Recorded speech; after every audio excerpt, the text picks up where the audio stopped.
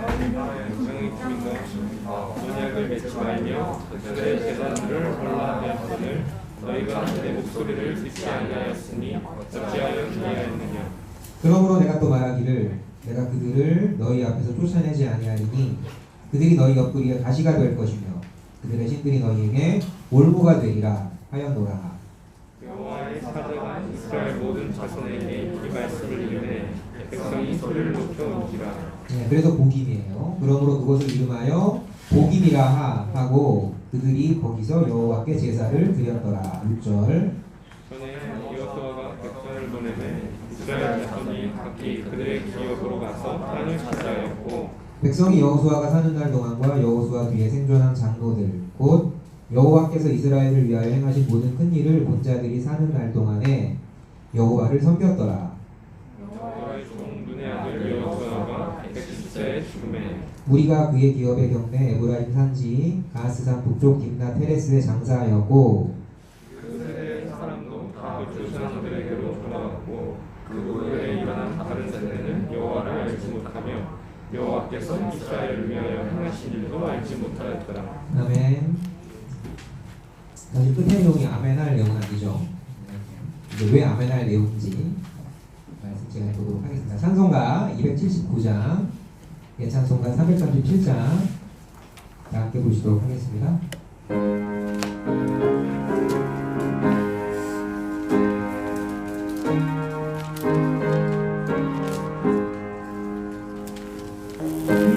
인내하신 구세주여 내가 비로니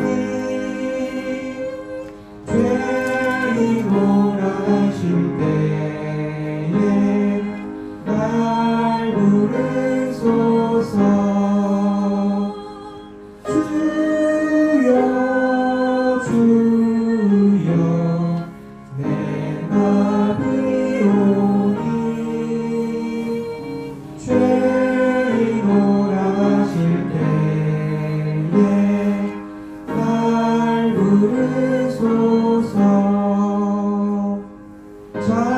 자비하신 보좌 앞에 엎드려 자복하고 회개하니 믿음 주소서. 주여 주여 내가 비오니 죄인 오라하실 때에 날 부르소서.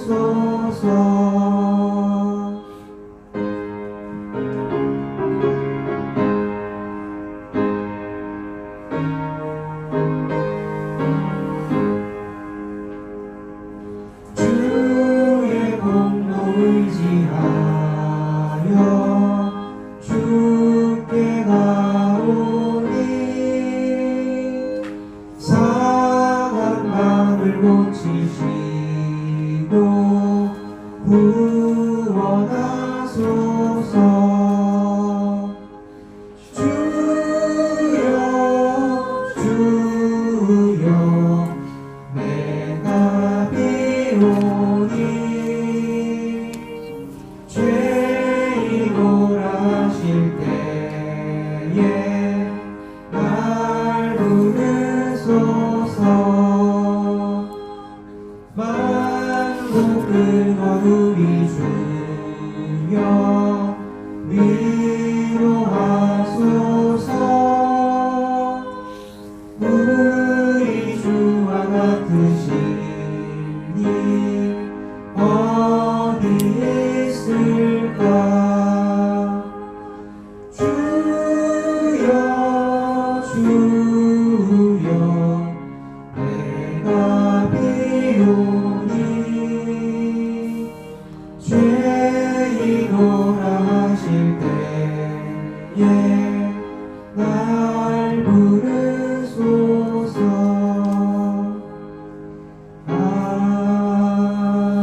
아멘. 우리 주보에 앞에 오타가 있죠. 저희를 위해서 대학부 주진 선생님께서 대표기도 인도해 주시겠습니다. 기도하시겠습니다. 하나님 감사합니다. 오늘도 이렇게 궂은 날씨 가운데 저희를 교회로 불러 모으시고 이렇게 한자리에 모여서 예배를 드릴 수 있게 하심에 감사합니다. 하나님, 우리가 이 시간이 단순히 의무적으로 그리고 억지로 모이는 그런 모임이 아니라 정말 하나님의 부르심을 기억하고 하나님의 택함받은 자임을 기억하는 시간이 될 수 있기를 소원합니다.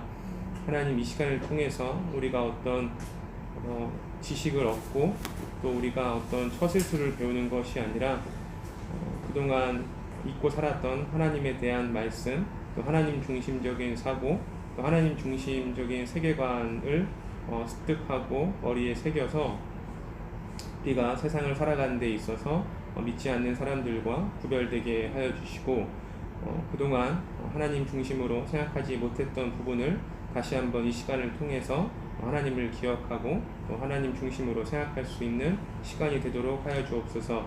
이 시간에 미처 오지 못한 학생들도 있습니다.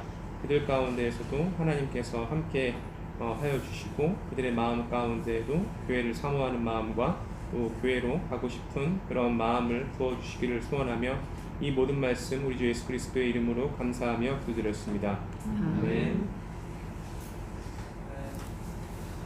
제가 언젠가 몇 번 예를 들었던 것 같은데 코미디언 중에서 이주일씨라고 있어요. 잘 모르시죠? 콩나물 팍팍 놓쳤냐고 예전에 그냥 유명했던 콩나물 이주일씨가 나옵니다. 내 얘기하려고 하는 게 아니고 그분이 이제 코미디언 개그맨이었는데 아들 앞에서는 굉장히 엄격했어요. 아들 앞에서는 정말 엄격하고 훌륭한 아버지였고 아들은 절대 자기의 그 코미디 프로를 못 보게 했습니다. 권위주의랑 권위는 다르죠. 가정엔 권위가 필요한 거예요. 그렇게 이제 아들을 잘 키웠어요. 굉장히 아들이 똑똑했고 훌륭한 청년으로 성장했는데 그 아들이 교통사고로 이제 사망합니다. 근데 그날도 그분은 울면서 예정되었던 홀리데이 인 서울이라고 옛날에 되게 유명한 이제 보통 밤무대라고 하죠. 거기서 사람들을 웃겼어요. 마음속에서 피눈물이 나는데 그게 괴로움이죠. 우리 인생의 괴로움입니다. 저도 뭐 이 자리에서 강론을 제가 한 지 한 4년 정도 돼가는 것 같은데 개인적으로 정말 강론을 할 수 없는 상황에서도 강론을 했던 기억이 납니다. 그게 괴로움이죠. 오늘 이제 우리가 공부하게 될 사사기의 내용도 이 불순종의 결과거든요. 굉장히 괴롭죠. 우리 다 마음으로는 하나님의 뜻대로 살고 싶은데 우리 삶의 모습은 그렇게 나오지 않는다라는 게 사실은 우리의 교육이죠. 제가 아마 지금 조금 아까 불렀던 니네아진 구세주요 이거 찬송가 부르실 때 이거 즐거우셨어요? 이거 되게 좀 꺼리 끼는 내용이거든요. 제가 아마 올해 강론했던 내용 중에 한 10번 중에 7, 8번은 굉장히 주여 주여 거기 내가 미오니 죄인오라 하실 때에 나를 부르소서 이거 듣기 좋은 내용 아니에요. 괴로운 내용이야 사실. 그런데 신기하게도 여러분들이 이 자리에 앉아있죠. 물론 제가 좋아서 온 건 아니겠지만 그 말씀을 사모하는 마음은 정말 이게 괴로운 건데 오히려 이 괴로움이라는 게 우리에게 역설적으로 기이한 정말 기이한 위로와 힘을 준다라는 거죠. 제가 그 중고대학교 학생들께 드리는 글 이 글자 이 시 한번 읽어보셨나요? 미즈노 겐조 씨는 향수 겐조 향수 그 겐조가 아니라 한번 읽어보시면은 이게 몇 줄 안 되는 시인데 어떻게 쓴 시냐면은 이 미즈노 겐조라는 사람은 전신마비가 됩니다. 11살. 삶을 굉장히 원망해. 그러니까 움직일 수 있는 건 눈동자밖에 없는 거예요. 천만다행으로 듣고 볼 수는 있었어요. 근데 아무것도 못하는 거예요. 그때 이 사람이 우연한 기회로 성경을 접하게 되고 이렇게 내가 예를 들어가지고 성경을 딱 폈잖아. 그럼 겐조 씨가 여기 누가 있는 거야. 내가 엄마고 겐조가 여기 있어요. 그럼 겐조가 이렇게 계속 보고 있는 거야. 그리고 다 보면 눈을 깜빡하는 거야. 그럼 이제 엄마가 다음 페이지를 넘기는 거죠. 이런 식으로 이제 성경을 읽거든요. 목사님이 옛날에 테이프가 있었거든. 붙이는 테이프 말고 녹음 테이프로 성경 말씀을 들려줘.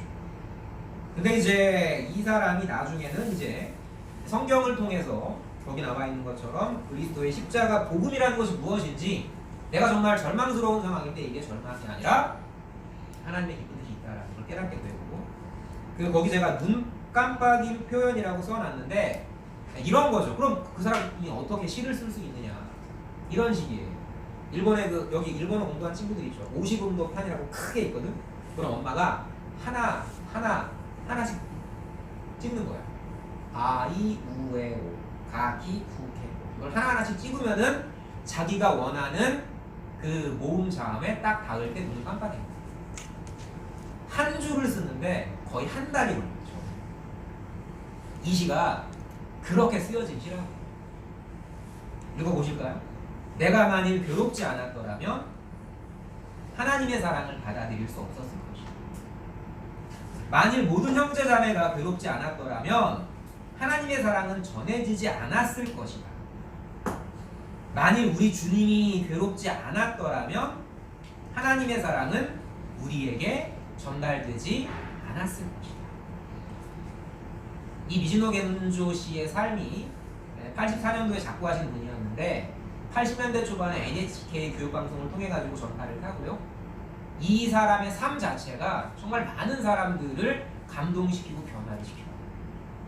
어떤 목사의 설교보다 이 미즈노 겐조의 누구나 원망할 수밖에 없는 상황에서 하나님에 대한 신뢰의 끈을 놓지 않았던 이 사람의 이 삶 자체가 많은 사람들을 복음으로 인도하게 됩니다. 첫째 줄에 제가 그런 표현 써놨죠. 일본 기독교계에서 가장 많은 일본인에게 예수님을 알게 해준 사람이에요. 이 사람. 여기 나와 있는 요것처럼 다윗은 참 괴로운 삶을 살았죠.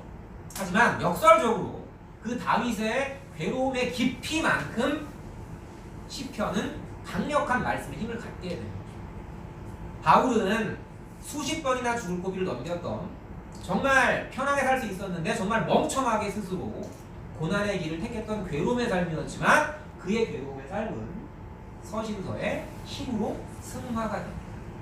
형통한 거 좋습니다. 저도 형통한 걸 원해요. 여러분도 형통하시기를 바라고. 그런데 형통의 길이 아니라고 할지라도 이 불순종의 결과로 괴로움이 깊어지지만 어떤 과정을 거친 다음에 믿음은 거기서의 어떤 과정이라는 회개의 기도예요. 그걸 거친 다음에 믿음은 정말 강력한 힘을 가져가죠. 자, 여기 이제 2장 1절부터 5절까지 어쨌거나 이제 그 괴로움을 초래한 불순종에 대한 책망과 백성의 통곡 내용이 이제 나오죠. 엄마 말씀, 부모 말씀을 잘 들으면 자다가도 떡이 나온다고. 돌려가지고 말하면 이제 부모 말씀을 안 들으면 더러운 말로 누가 잘 쓰는 표현으로 피똥 싼다 이렇게 이런 표현을 빼고요. 어쨌거나 이제 가난한 사람을 멀리하라는 명령을 무시한 백성은 이제 피 모시기를 싸는 삶으로 가게 됩니다. 여호와의 명령은 뭐였어요? 거기 제가 정리해놨지만 가난한 거민과 언약을 맺지 마라. 그들 우상의 제단을 허물어라. 이거 요즘 세상의 트렌드랑은 거꾸로 가는 거죠. 우리 욕 많이 먹는 이유 알잖아요. 기독교가 욕을 많이 먹는 이유 중에 하나가 뭐예요? 야, 이 포스트 모더니즘의 시대에 모든 것이 다 의미와 가치를 갖는 시대에 너네 웃긴다. 너네 왜 자꾸 너네만 옳다고 해. 그건 독선이고 오만이야. 너네가 옳다라고 해도 그 옳다라는 것을 전하기 위해선 마음을 열고 다른 종교들과 화합하고 이해하고 대화해야지. 이런 거 맞는 말이죠. 왜 하나님은 근데 자꾸 이런 세상에서 홀로 왕따가 되는 이런 명령을 내리십니까? 여러분, 이것도 없습니다. 제가 서두에 말씀드린 괴로움이 오히려 역설적으로 강력한 말씀의 힘과 위로로 다윗이 겪었던 죽음 같은 절망의 상황이 아니었다면 그 시편은 절대로 죽음 같은 상황에 있는 사람들을 위로하지 못해요. 바울이 겪었던 그런 죽음 같은 갈등의 상황이 아니었다면 바울의 서신서는 많은 사람들에게 참된 위로를 주지 못했죠. 우리가 세상에서 너네만 외골수야 이 뭐 이제 좀 죄송스러운 표현으로 이 개도가라고 우리를 비판할 때 그건 오히려 우리에게 훈장이에요. 세상의 복음을 전하지 말자가 아니라 그렇게 세상이 우리를 향한 항상 우리 이 코로나가 터져도 마찬가지죠. 여러분 천주교나 불교나 다른 종교에는 이단이 없어요. 별로 없다. 기독교에만 유독 이단이 많아요. 또 이 코로나 상황 가운데에서 욕먹는 종교는 거의 기독교가 유일하죠. 왜 그럴까요? 저는 뭐 이런 기독교만 옳다라는 것을 자꾸 강조하는 것이 아니라 그런 비난의 화살은 돌려가지고 말하면 이게 진리다. 세상은 진리를 싫어합니다. 어두움 가운데 있는 세상은 원래 빛을 싫어해요. 우리가 외롭지만 이게 진리이기 때문에 세상은 이거를 싫어한다. 예수님이 뭐라고 하셨어요? 넓은 길로 가라. 아니야. 진리의 길은 좁고 협착하다. 옳기 때문에 비난을 합니다. 어쨌거나 이제 그들 우상의 제단을 허물어라 말씀을 하셨는데 우상이라는 건 뭡니까? 하나님처럼 섬기는 것. 그리고 내가 하나님보다 더 사랑하는 것. 우리 시대는 어떤 게 있을까요? 자기 섬기, 자기를 하나님처럼 자랑하는, 또 돈, 명예, 심지어 인간적인 도덕. 여러분 그런 거 아세요? 어떤 사람이 난 이렇게 겸손해 라는 걸 이야기할 때 그 이면에는 오히려 그러니까 진짜 겸손한 사람은 겸손이라는 말 자체도 입에 안 담습니다. 정말 청렴한 사람은요 청렴이라는 말 자체를 이름에 담지 않아요. 정말 훌륭한 설교가는 스스로를 항상 낮춥니다. 정답은 저기에 있죠. 바울이란 말의 뜻이 뭐예요? 작은 자예요. 작은 자. 내가 작은 자가 돼야만 하나님께 겸손하다고 칭찬을 받지가 아니라 정말 스스로를 작은 자라고 생각하는 거예요. 언젠가 말씀드렸죠. 세상의 지식은요 자기를 점점 키워요. 하지만 이 진리의 지식은 들어갈수록 점점 자기를 낮춥니다. 누구를 닮아가는 삶이에요? 바울. 누구를 닮아가는 삶이에요? 예수님을 닮아가는 삶이 그 낮아지는 삶이죠. 자 어쨌거나 이제 여호와의 사자가 이제 책망을 하죠. 너네들이 그렇게 하나님의 명령을 어겼기 때문에 왜 가나안 거민과 언약 맺지 말라고 한 거야. 걔네들이 갖고 있는 어떤 우상 숭배 같은 거, 또 그들이 갖고 있던 여러 가지 타락한 풍습들, 뭐 그런 얘기 들려주셨죠? 그들의 어떤 그 성적인 타락들, 여러 가지 질병들 이런 것들을 말씀드렸었어요. 자, 찌르는 가시와 올가매는 올무가 될 거다. 그 영화에서 가끔 나오는 표현이죠. 그 고지전이라는 영화에서 이제 보면 그 초짜 우리 이제 막 제대한 친구가 있잖아요. 초짜 그 전투에 처음 투입된 병사가 딱 등장하거든. 고지전에서 참호전에서 그 저는 뭐 사람을 죽여보진 않았지만 실전에 들어가면 훈련 때 배웠던 건 아무 소용이 없대요. 그 베트남 전쟁에 참전하셨던 분 말씀을 제가 저희 때는 교련이라는 게 있었거든요. 근데 그분 얘기가 좀 되게 기억에 남아요. 한 사람을 죽일 땐 되게 무섭대. 근데 두 사람, 세 사람 죽이잖아? 점점 무뎌지고 10사람, 20사람 넘어가게 되면 진짜 그게 게임처럼 느껴져요. 근데 그 후유증은 나중에 데미지는 거죠. 베트남 전쟁에 참전했던 미군의 90% 이상이 다 이렇게 당장에 자살하는 사람들, 아닌 사람들, 남은 사람들은 굉장히 심각한 후유증을 나중에 겪습니다. 고엽제 피해는 그건 세발의 피고 그건 애교고 정신적인 트라우마가 굉장히 오래 이제 남죠. 그런데 이 아까 말씀드린 고지전 전투에서 그 신병이 이제 저기 이제 막 걔도 이제 막 만신창이가 된 거지. 딱 대치하고 있는 상황에서 총을 쏠까 말까 하고 있는데 내가 주저하고 있는 그 상황에서 제가 나를 향해 딱 총을 쏘려고 할 때 이제 고참 병사가 그 북한군 병사를 쏴주죠. 그리고 이제 했던 말이 이 말. 네가 쟤를 죽이지 않으면 네가 죽는 게 전쟁이야. 여러분 전쟁만 그런가요? 여러분 왜 삶이 힘들어요? 여기 직장생활하는 친구들 있죠. 조금씩 느껴보시죠. 왜 삶이 힘들어요? 내가 쟤를 죽이지 않으면 내가 죽는 거야. 이걸 직접 한번 체험해 보셔야 돼요. 그게 삶이거든요. 왜 우리에게 말씀이 필요합니까? 그런 상황 가운데에서 내가 쟤를 정말 죽이는 그 상황 가운데에서 내가 정말 어쩔 수 없이 죄를 지을 수밖에 없는 상황 가운데에서 너 죄 짓지만 이게 복음이 아니고요. 죄 지을 수밖에 없는 너를 이해해. 이게 복음이죠. 자, 하여튼 가나안과 교류시에 뭐가 될 거다? 옆구리에 쓸까요? 옆구리에 가시가 될 거다. 민수기에서 그리고 여호수아에서 이미 경고했던 내용 맞죠. 자, 이 다음에 정말 중요한 게 아까 우리 첫째 줄 꼬불꼬불주의 우상의 제단을 허물라 이거였죠? 네. 뭐가? 어떤 과정 이후에? 통곡의 회개가 있은 이후에 참된 제사가 있어요. 거기 보면 범죄, 징계, 진정한 회개, 구원의 은혜 이렇게 제가 정리를 해놨는데 밑에 거 먼저 볼까요? 헛된 제사. 범죄합니다. 타락했고 하나님의 징계가 있어요. 그런데 이 회개가 뭐 어차피 하나님이 용서해 주실 텐데 뭐 형식적으로 회개합니다.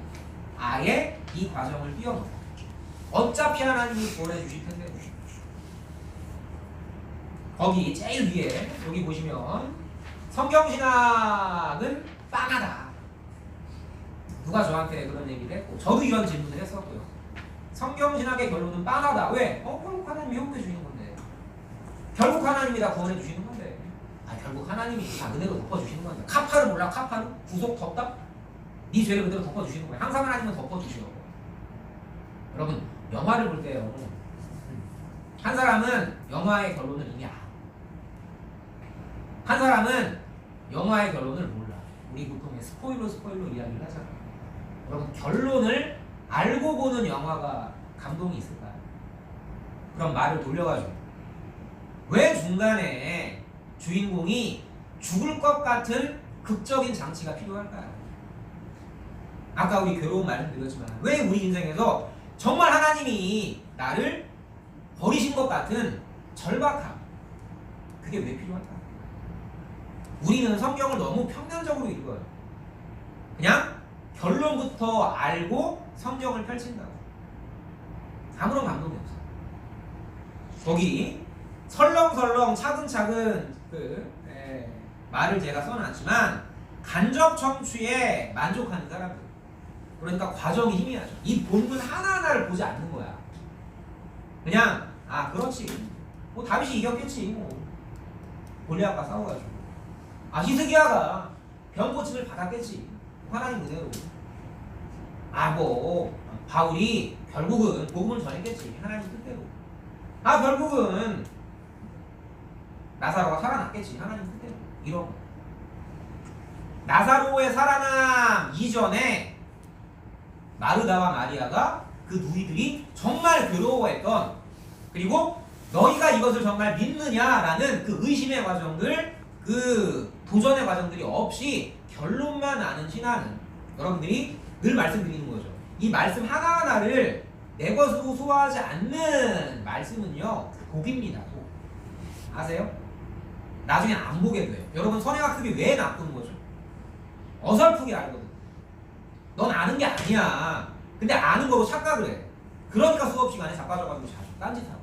선생님 모르는 거 몰라. 난 근데 한번 들었어. 아는 거라고 생각해. 그러니까 틀린 거죠. 왜 우리가 인생에서 실수합니까? 왜 우리가 절망 가운데 좌절해요?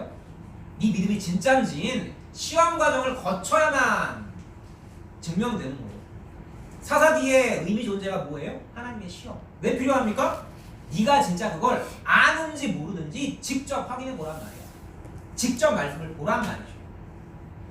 자, 어쨌거나 돌아와서 만화 밑에 컷 볼까요? 복임에서의 백성의 모, 이 회개를 거친 다음에, 이 회개의 기도를 거친 다음에 제사가, 그 성전이 의미가 있는 거다. 이 제단은 뭘 의미하는 거죠? 나중에 성막. 이 성막은 뭐로 가는 겁니까? 성전. 성전은 뭐로 가는 거예요? 하나님 나라. 우리의 모든 죄를 용서해 주시는 그리스도의 하나님 나라로 가기 전에 뭘 반드시 깨달아야 되는 거야. 내 매일매일에, 나는 매일매일의 회개가 필요한 죄인입니다. 아까 우리 찬송가 불렀죠? 주여 주여 내 말 들으사 죄인오라 하실 때 날 부르서 이게 없으면 제사는, 은혜는 그냥 선행학습이에요. 아무 의미 없어요. 자, 밑에 오른쪽에 예전에 괜찮았죠. 거기 하나님이 이스라엘을 위해 하셨던 만화 두 번째 것 기적을 본 장로들이 살아있는 동안엔 잘 섬겼어요. 그런데 이런 역사적인 사실들을 직접 경험한 사람들이 직접 전했을 때는 그들이 하나님의 능력을 믿었지만 오른쪽 만화 것 보세요. 어떤 사람 이제 이들이 죽고 그 생생한 광야에서의 체험을 하지 않았던 세 번째 가나안 세대들은 이런 이야기들을 에이 전설 아니야. 무슨 바다가 갈라져. 무슨 강물이 갈라져. 그건 그냥 전설이야. 이렇겠지. 말도 안 돼. 현대인들이 홍해바다의 기적을 그죠? 요단강의 기적을 말도 안 돼. 그런 게 어딨어. 자 오른쪽 봅시다. 2장 6절부터 15절까지 다른 세대 우리 지금 만화컷에서 본 다른 세대들의 여호와 망구학과 우상 숭배. 자 이거 많이 했던 거죠. 세대 교체에 따른 다른 세대의 등장. 망각의 이유는 뭘까요? 왜 그들은 너무 쉽게 하나님을 잊었을까요? 제가 예전에 첫 번째 출애굽 세대 기억하세요? 그리고 두 번째 광야 출신 세대, 세 번째 가나안 출생 세대, 이거 제가 말씀드렸었어요. 첫 번째 애굽 출생 세대는 실패의 역사예요. 두 번째 광야 출생 세대는 선대의 실패, 그리고 광야에서의 승리를, 패배와 승리를 함께 경험한 세대예요. 그런데 세 번째 세대, 아까 우리 세 번째 만화 컷에서 본 그 가나안에서 태어난 애, 왜 하나님을 잊어요? 여러분 여호수아 제일 마지막 기억하십니까? 그 광야에서 태어난 세대들, 내가 뭐 이스라엘의 리즈 시절 막 그랬잖아. 정말 믿음이 굳건했던 그들이 후대 교육 안 시켰을까? 시켰을 거라. 분명히 시켰을 거란 말이야. 성경에 누차 나오잖아.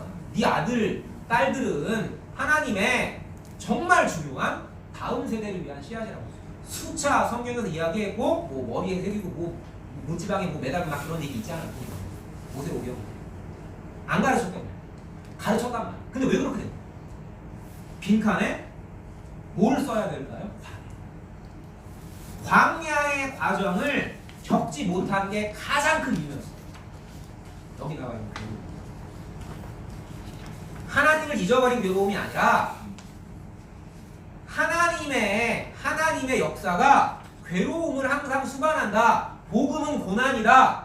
여러분 지금 고난 가운데 있는 친구들 뭐 있는지 없는지 모르겠지만 난 지금 형통해, 평안해. 근데 왜 내가 고난의 복음을 들어야 해? 왜 우리가 고난의 역사를 배워야 합니까? 닥친다. 너네 삶 가운데 반드시 그 고난이 온단 말이야. 그거 없으면 가짜야. 왜? 성경 쳐다봐. 삶 가운데 고난이 없으면 사생아요 참 아들이 아니라고 나와있어. 분명히 온단 말이야. 그때 흔들린다. 사사기의 시험이 반드시 와. 그때 뭘 떠올려야 되는 거예요? 형통할 때는 제가 제일 많이 말씀드렸던 성경 구조죠. 형통할 때는 기뻐하고 곤고할 때는 생각하라. 뭘 생각하라? 복음의 본질은 고난이다. 아까 우리 시제목 기억하시죠? 내가 만일 괴롭지 않았더라면 하나님의 사랑을 받아들일 수 없었을 것이다. 우리 주님이 괴롭지 않았더라면 하나님의 사랑은 우리에게 전달되지 않았을 것이다. 사랑의 본질은 희생이에요. 희생은 괴로운 거거든요. 그 희생 없이 누군가를 사랑한다? 거짓말. 고난 없이 하나님을 깨닫는다? 거짓말. 고난은 결코 유쾌한 과정이 아니지만 우리 뭘 바라봐요? 우리에게 보이는 것은 잠깐이요. 보이지 않는 것은 영원함이니라. 보이지 않는 건 뭡니까? 성경신학의 주제 하나님이다. 영원한 소망. 새하늘과 새 땅. 이 땅 가운데서 고난과 저절이 닥쳐올 때 하나님 뭐 신발라마마기 그건 뭐야? 돌려가서 말하면 안 믿는 거야. 고난 가운데 물론 하나님을 원망할 수밖에 없는 상황이지만 내 믿음이 흔들리면 난 안 믿는 거라고. 하나님 솔직하게 난 인정해야 돼. 뭐 그러면 전 잘났나요? 나도 수차 하나님 부인했거든. 수차 하나님 원망했고 어떤 분이 그랬다고 하더라고. 그 영화에서 그놈 목소리 영화 혹시 여기서 보신 분 있으세요?